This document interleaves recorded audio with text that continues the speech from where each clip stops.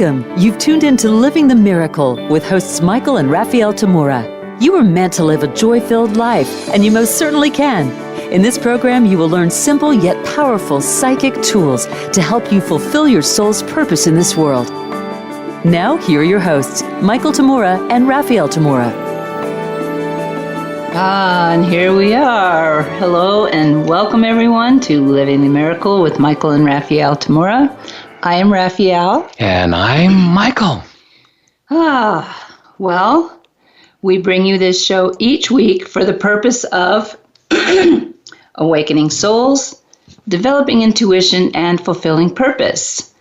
We're so happy to have you all joining us for this episode. Imagine that.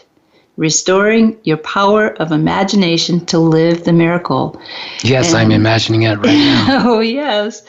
And this is episode number 12. I cannot believe we've been doing this for 3 months already. I feel so much older. I could make a comment about that, but I won't. Do you realize that imagination is the beginning of everything we do in life? Imagine that. After all, whether we are drawing stick figures or building skyscrapers, planning a birthday party, or a multinational business, seeking out our life partner, or pursuing our dream career. It all begins the moment we begin to, guess what? Imagine. That's right, imagine it. Without imagination, we wouldn't have a world or a life in it. Many people, however, imagine that they don't have much of an imagination. But even that requires imagination. To imagine that one doesn't have much of an imagination, isn't it just as easy to imagine that you have a great imagination as it is to imagine that you don't have much of one? In fact, notice right now all that you are imagining. That could be a lot. Yeah. That could be, did I change the laundry loads? Did I turn the stove off before logging in? It could be, is my boss going to catch me listening to the show today? Those are all imagination. Hopefully your boss is listening to this show. Yeah. Wouldn't that be great for the imagination? Last week on our show, we explored mental images. Pictures we form in our mind both consciously and unconsciously. Michael gave the example that when someone asks you, what kind of car do you have? You immediately are looking at an image of your car in your mind. I gave the example that if I said, don't think of a pink elephant. There's a pink elephant in the room now. Yeah, you'd all be seeing an image of a pink elephant, when before I mentioned the pink elephant, an image of a pink elephant was probably not in the forefront of your mind, unless you're waking up from a real bender from last night. There's nothing we can see, hear, taste, smell, or feel that we don't immediately see an image of, even if we may not always be conscious of exactly that image or what that image might look like. The minute you hear green, you would see the color green in some fashion. No two of you may see the exact shade of green, but you'll see some image of green unless you had never heard of green and had no idea what the word meant. Yet, even if you had no idea of what a word means, you probably still imagine something in response to what you experienced when someone said the word green. Each and every one of us is constantly imaging or imagining, which just means we are making image or images in our mind and seeing them. Consider little children anywhere in the world. They all have great imaginations. We all start off our incarnated life with free and wonderful imaginations. I remember when I was 6 years old, I used to imagine, while talking to my quartz rocks friends I picked up around the yard, that they would talk back to me, and I did this to entertain myself. I also used to imagine being an adult and being in charge of my life from a very, very young age. If I was not happy, and I did this to make myself happier. And actually, I had an image of what that was like.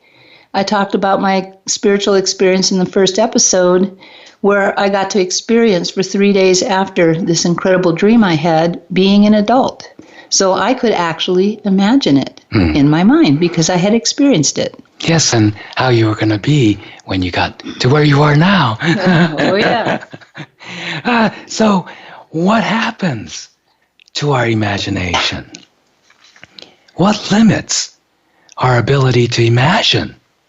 And more importantly, how do we restore our inner creative power of imagining any and all possibilities? You know, Raphaelle was talking about when she was a kid and a couple other things that she was imagining. Well, adults around me when I was growing up said I had a great imagination. And when I told that story to Raphaelle the other day, she said, well, you still are a kid. And you still have a great imagination. And that's part of what makes you a great teacher. Yeah, they said I had a great imagination because they watched me when I was a kid talk to everything from crawdads to Japanese beetles to praying mantises, guinea pigs and hamsters, whatever little critter. I didn't get to have a dog or a cat when I was growing up. So, I found critters. And the critters were my friends. So I'd communicate with them. And the thing is, I didn't think of it as I had great imagination because I wasn't imagining it in the regular sense of what people think of imagining things. Because when the adults told me that I had a great imagination, what I can see them talking about was that it wasn't real. I was making it all up. But that's not my experience. When I was talking to those crawdads, I had a name for each one. They were each different. Just like you and I and Raphaelle and everybody are different, you learn to recognize, oh, this is a certain being. This is a live, sentient person of some sort. I even experienced that with the rose quartz rocks. Exactly. Actually. There was some kind of what we would call now energy there that I sensed. And it's alive, whether it's a tree or a rock or an animal or a human. And so those of us who are much more sensitive and before we start to limit that, how do we limit that? Yes, with our imagination. Yeah, just like Raphaelle was saying earlier, we could imagine that we're not very imaginative, not very creative, whatever. Or we could imagine we are. That's where everything starts. And so when I was talking to these creatures, I was having a conversation. It wasn't one way. It was a two-way conversation. And it's not any different for me than, let's say, I speak English, but I don't speak French.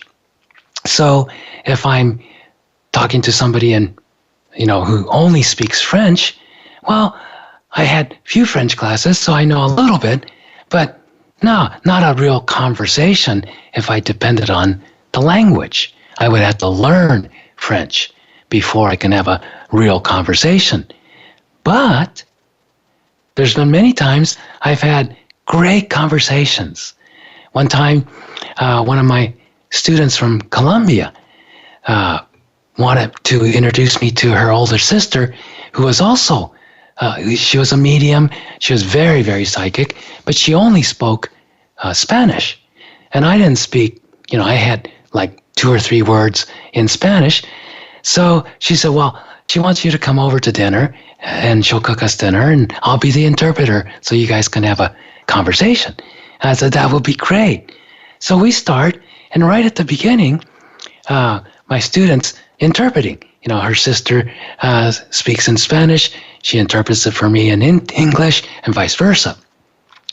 But before we caught on, her sister and I were speaking in our own language. I was speaking English and she was speaking Spanish, and we were having this wonderful conversation. And my student was sitting there going, after a while, she goes, "What? Are you aware? You guys are talking and neither of you are speaking the other person's language." And we laughed because her sister's images were so clear and my images were so clear to her, we didn't need the verbal language. We understood. If we might have not been able to make a accurate transcript of what words we said in each other's languages, but we were able to communicate because we saw each other's pictures. And only once in a while during that entire evening did we have to turn to she to her sister, me to my student, to translate certain words because it wasn't quite clear. It's probably good for the listeners to know that this woman Michael was communicating with and her sister both were very, very psychic. Yeah.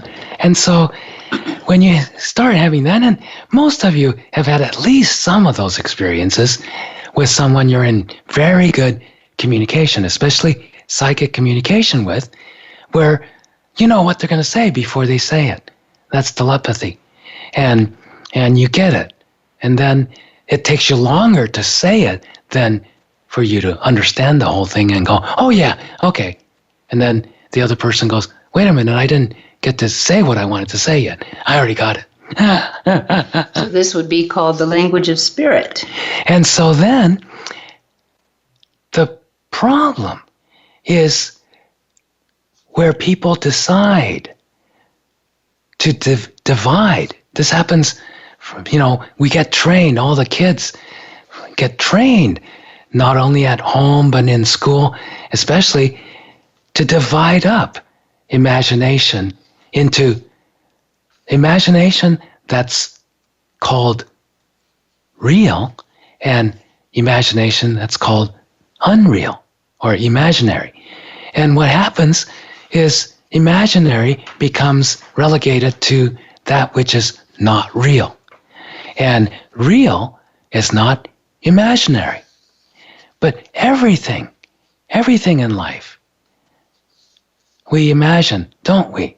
For example, you could imagine that the chair, most people will imagine the chair they're sitting on is real. That's not imaginary. I'm sitting on it. I feel it. I see it. I can touch it. I can carry it around. It's real.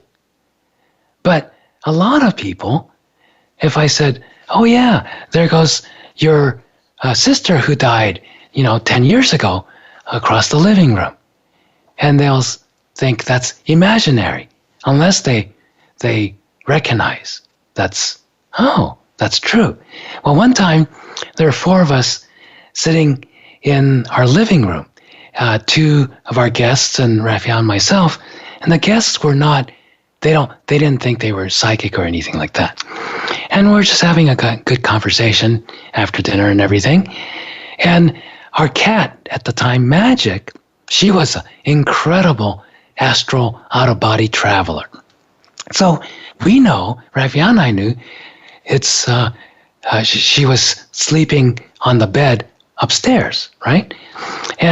But all 4 of us see Magic sauntering into the living room, seemingly out of nowhere, and she's crossing the living room, goes under the coffee table, heads for our guests because she's interested in our guests.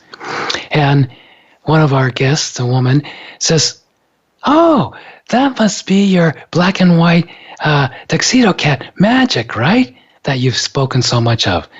And I said, "Yeah." And she goes, and then Magic kind of disappears.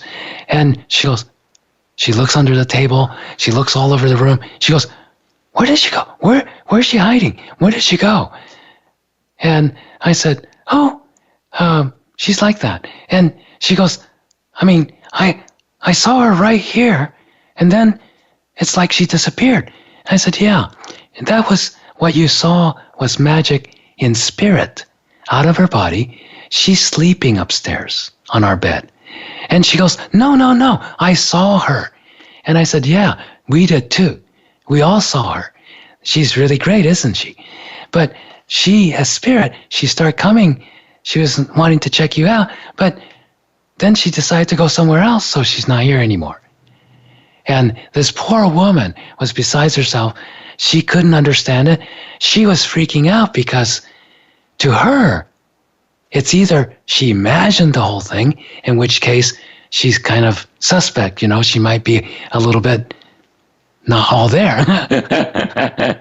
She's seeing things, right? And she's not right there.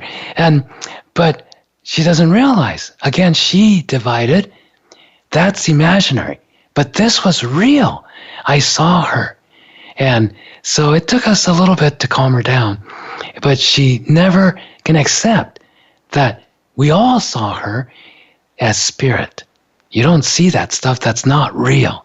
That's just your imagination. And just to prove to her, I went upstairs, I picked up Magic, who was sleeping, and brought her downstairs and showed her. Magic's been on the bed for the last 2 hours. Yes, so what's real? What's real? And what's imagined? Everything is imagined. At least you can get at that anything you see in the world, your computer, your phone, your chair you're sitting on, it's been imagined by someone first. And then created sometimes by a group of someone else's. Yeah, and every step of the way required imagination. The person, when you first imagine something, you're imagining the purpose, right? Oh, I sure would like to sit on something besides the floor. And you imagine something, and then somebody says, oh, that's a great idea, and they happen to be a furniture builder or a woodworker or an engineer or something, and they come up with a design, actual workable design on how to make this thing. And then somebody who can actually build it by hand says, okay, tell me what you like, and I'll make it for you. They require imagination. How many inches, how many legs, how many, what do you use, all that kind of stuff. So every step of the way, it's imagined until it's called what we call real. We're coming up on our first break already, and we will be taking phone calls today at 1-888-346-9141. When we come back, we'll continue exploring our imagination, what happened to some of it, and how to restore our power of imagination to live the miracle. See you in a couple minutes. Hey there. Thanks for listening to the show. If you're ready to take the next step on your spiritual path, develop your intuition, heal your spirit, and fulfill your life's purpose, please visit livethemiracle.com, our learning sanctuary for the soul. Welcome back, everyone. Today we're discussing restoring your power of imagination to live the miracle. And Michael, what holds people up from having power in their imagination? Well, what's the power in your imagination? It's being able to imagine possibilities, being able to imagine beyond the limits you're living under. And that's also how you limit your imagination, is you imagine limits. If you look at right now, as you're sitting there, and those of you who've been on our show before, go ahead and just imagine grounding. Imagine that tree trunk. Those of you who are new to our show, just close your eyes, sit comfortably in that imagined chair that somebody built. Imagine this giant tree trunk, like a giant redwood tree trunk that you're sitting on, and it goes all the way down to the center of the earth. And it anchors into the center of the earth, and the part you're sitting on goes a little bit into your body, and right above the tip of your tailbone is the first chakra, the energy center, that has to do with self-preservation. And just imagine that energy center connected. You can imagine a little disk of energy connected to that tree trunk. You just imagined your grounding. If you like to be more grounded in life, grounded on this earth, imagine this grounding cord. And once you imagine it and decided to make it so, this is not quite, that tree trunk isn't as solid as a redwood tree trunk that you go into the forest and touch with your hands, physical hands. But guess what? Most of you, once you do that, you'll notice, oh yeah, you start calming down more. It's a little more relaxed. You're more grounded. It works. So is that just imaginary? Like your imaginary, friends when you were kids that you talked to and had a two-way conversation with? Is that imaginary in the same way as the grounding cord is imaginary? It works. So if something actually has an effect on you in this world, as you imagine it, is that imaginary and not real, or is it imagined reality? Okay? Everything here is imagined reality. So don't separate. That's the very crux of losing our power of imagination and use of it for positive healing means, is to imagine that certain things are imaginary and therefore not real, and other things are real, therefore not imaginary. No, it's one. Everything is one in spirit. And imagination is what we use to express our creativity, our inner creativity here in this world. Speaking, writing, dancing, making a business, making a chair, anything. It can also happen when you're worrying and agonizing over things and putting your energy into those thoughts. Then you lose your power of imagination because you're putting your imagination into powerlessness. When you're worried not because you know you're powerful, you know you can handle anything. No, you're worried when you feel like you can't handle it. I don't know what to do. I don't know if this is going to work. I don't know if I'm going to make it even. Yes, we know someone who's looking for a house in our little town right now. And he discovered, listening to this show, that he puts a lot of his power into worrying about not being able to do that. So starting to discuss and talk about, well, what's possible for you? What would you like? And start to think about that and change that from worrying to actually what you actually want to create. Yes, before you could worry, which is using your imagination to worry and give your power of it, you learn that you imagine limits. And where did you get those limits? There's not a child who hasn't heard, that's just your imagination. That's not real. There's no monsters under your bed. But Mom, the monster's gnawing on my legs and it feels weird. And so the monster's chewing on your ear now. Well, where people get scared is, crazy people say things like that. They imagine things that's not really happening. So imagination can be used both ways.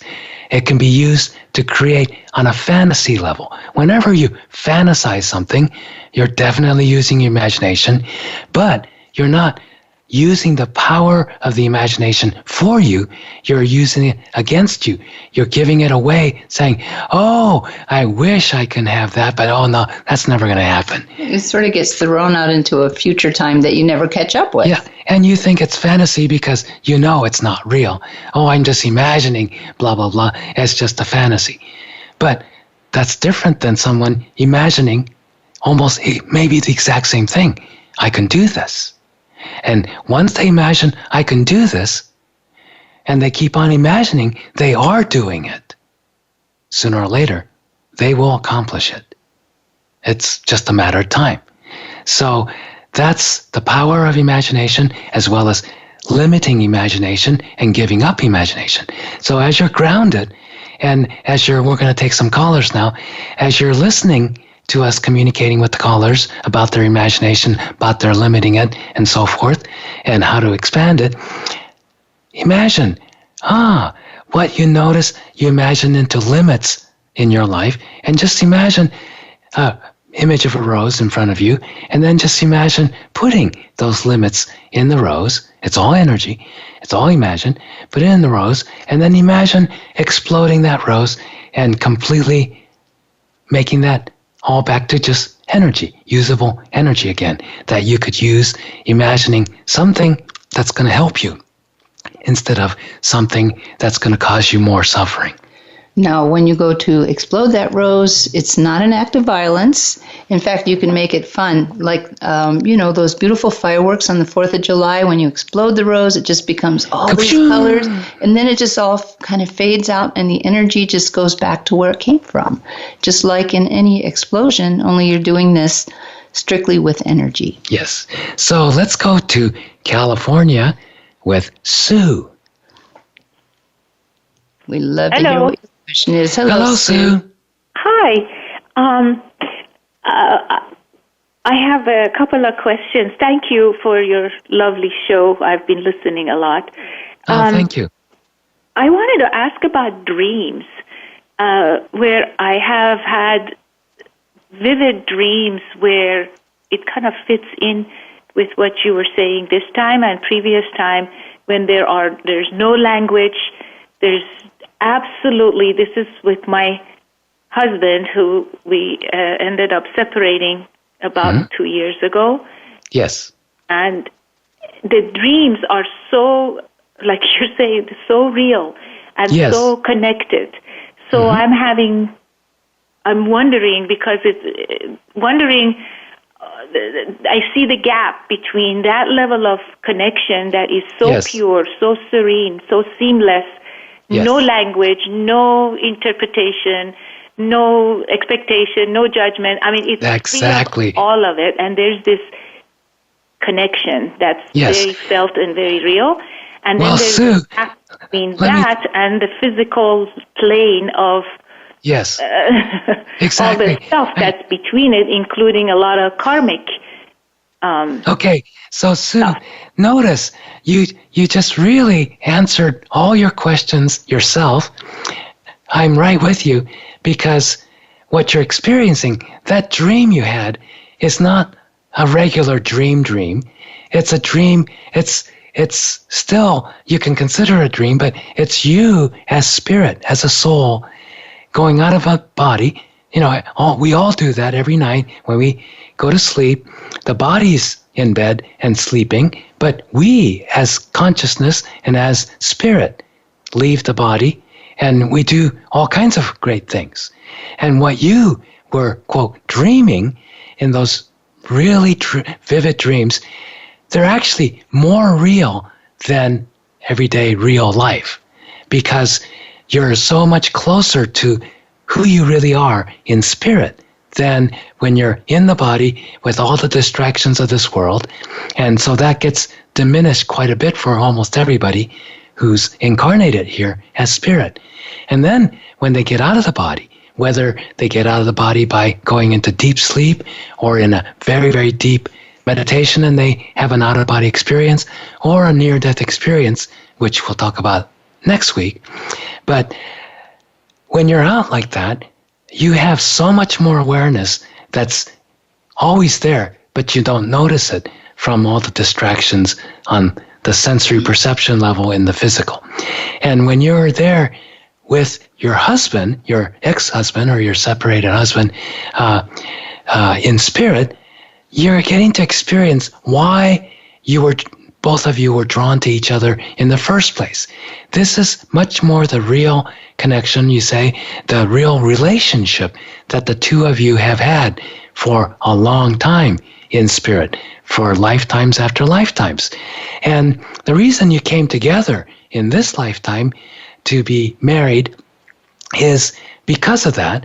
But like you said, exactly what you said, in that space of spirit to spirit communication and relationship, there's no judgments, there's no expectations, there's no hang-ups on that level. It's just love. It's just communication.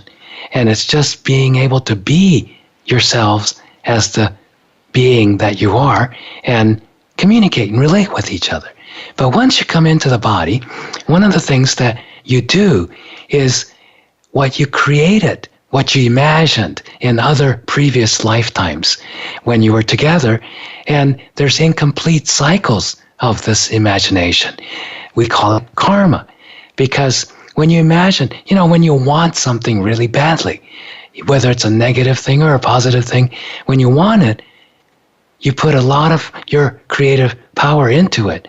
And if you don't get it, or you feel like you never got it, then you hold on to it. And then let's say you die in that lifetime, but you never die as spirit. You keep on going on.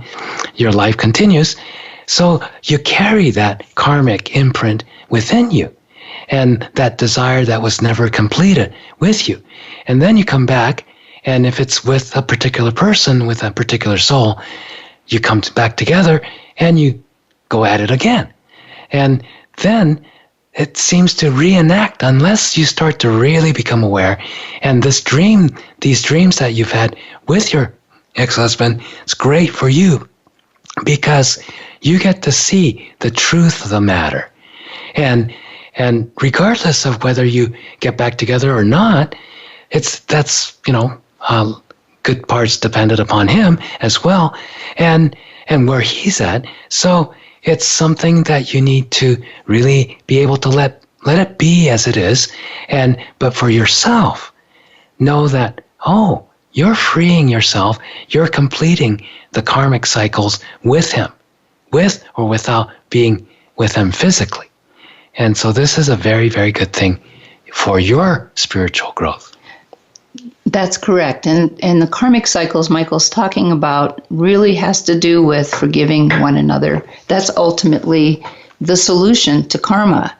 So we work as spirit 24/7. We work in the body with all our pictures and things that we're trying to work out with one another. And then we go out on the spirit planes when we sleep at night, and we continue to work. So obviously there's a pure relationship going on there at the core, but that the two of you have chosen each other to put one another through, let's say, difficulties, so that you both learn to forgive one another and finish that karma and be able to come back to that oneness with each other, even if you're not together. You have anything else to say, Michael? No, thanks for calling, Sue. I hope that helps. Thank you. Thank you so much. I appreciate it. You're very welcome. Yeah, I hope we have a whole episode on dreams in times to come. We will, because yeah. That's one of my areas of interest and actually expertise, because I am such an epic dreamer. Michael doesn't dream so much, but when he does, it's pretty profound. Well, we've got a second break coming right up, and we wanted to let you know of our upcoming seminar weekend in the Los Angeles area, actually in Calabasas, if you know where that is. It's on May 5 and 6th. Michael will teach 2 in-depth all-day seminars on many of the topics we're touching upon on this particular show. So on Saturday, May 5, it's going to be Imagine That. Use your imagination and clairvoyance to transform your life, and it'll be in-depth. On Sunday, it's Be Inspired. Live by intuition to fulfill your destiny. As an extra bonus, we'll be in Santa Monica on Monday, May 7th to host a special screening of the PGS movie. That is PGS, Intuition is Your Personal Guidance System, with the director of the movie, Bill Bennett, and producer Jennifer Clough. Michael and Bill will also conduct the inspiring and insightful Q&A immediately following the screening. Please, please tell your friends and family in that area, in the LA area, of this golden opportunity to catch an amazing film. It's a great film. Yes. For more info, go to the movie site, pgsthemovie.com. Just type those in, or go to our Facebook pages for posts on the screening. Be sure to visit our website, michaeltamura.com. It's our new website, and check out our events and calendar for all the details. When we return, we will continue our exploration of Imagine That, restoring your power of imagination to live the miracle. See you in a couple of minutes. Oh, it's so good to have you back, and welcome to those of you just joining us. Our topic today is Imagine That, restoring your power of imagination to live the miracle. Well, we were talking a little bit earlier about worrying. I was worried about that. We have a little funny saying about that. Before we're born, we set up our lifetimes with our guides to be the most efficient in giving us our lessons and teaching and so on and so forth. So I liken it to filling out a job application. You check the things that you're good at. And instead of checking what some of you did, who were huge worriers, and you practice the practice of worrying and looking at all those worry pictures all the time, you accidentally checked the box that said you wanted to be a worrier when you should have checked the box that said you were supposed to be a warrior. Yes, that goes to show you have to have, before you incarnate, you have to use your spell check. Yeah. So, yes. Now, how many of you are still grounded? And notice, how many of you, when I said the term grounded, that you're grounded or not, the image, your imagination brings up the image of you're grounded. Go back to your room. You're grounded. Or you can't go out and play. You're grounded. Or things like that. So that's one of the difficulties. When we have words that conjure up images in our mind, these are the pictures in our mind that's related, that's associated with certain words. And even though when I say, oh, are you still grounded?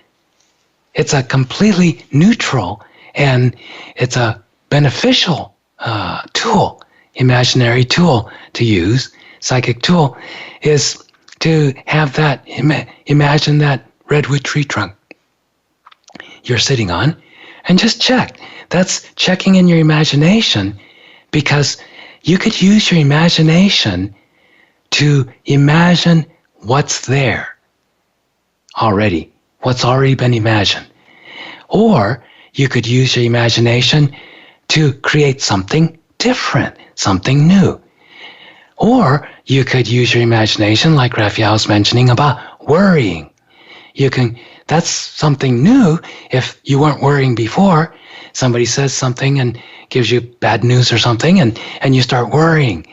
That's imagining something that's not there into more and more existence. And you feel it, you become the effect of it, all kinds of stuff. So right now, as you imagine, just close your eyes and imagine you're sitting on that tree trunk, going down to the center of the earth, and imagine you're letting go of worries. Imagine that you could easily, without any effort, no concentration, no trying, no anything. You just imagine, I'm letting it go. I'm letting go any worry energy that I've kept within myself, carrying around. I'm just going to let it drain off, just fall off of me, fall down the grounding cord. And then just imagine what worry energy looks like to you.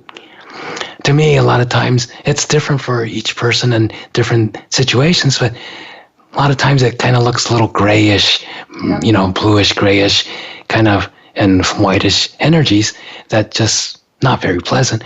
But, it's like snow, just fine snow falling. And it's just worry is falling out from inside of you, down your grounding cord, into the center of the earth, and the earth just recycles it back to regular energy, reusable, recycling.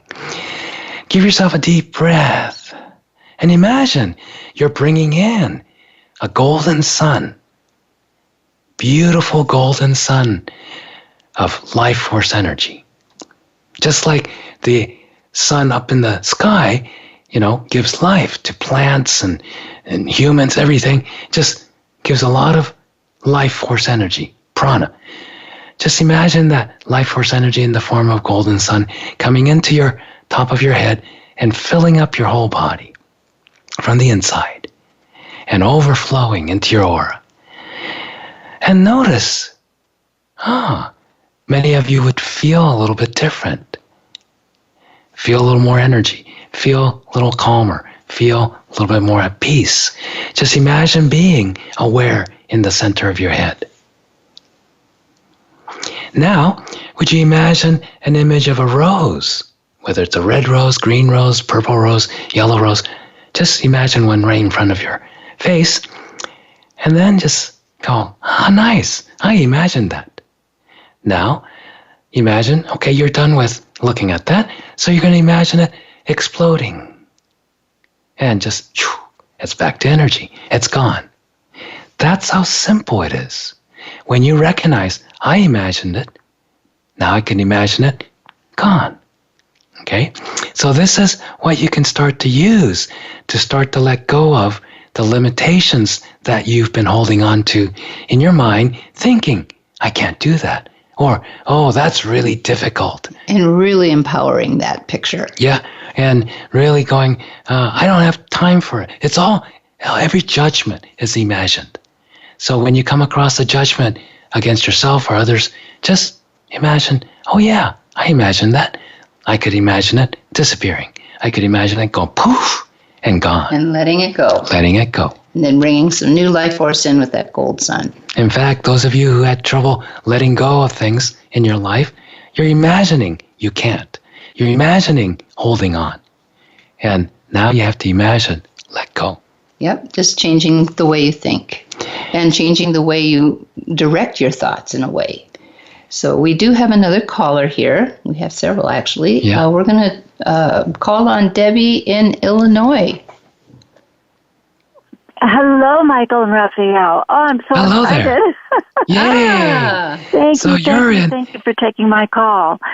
You're very welcome. I won't go into a lot of details. I'm sure that you'll be able to pick up on it. The main thing is, in 1996 and 97, I received two very strong messages in my dream state, very specific, very detailed, and they were to start a learning center.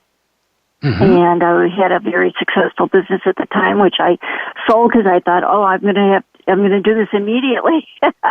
Well, yes. Much time has passed, and many lessons have been learned, and awakening has occurred, and that sort of thing. But yes. All of a sudden, I do want to say, at times, I thought it was just my imagination. I thought, is this crazy or what? But I kept getting messages, basically build it and they will come, and different messages. Anyway, long story short, a property has presented itself to me very recently, and it fits the exact image that I was given back in 96 and 97. I'm very, very excited about this. Yes. But how do I imagine and manifest the money for this? Well, exactly the same way you've been working at it all along.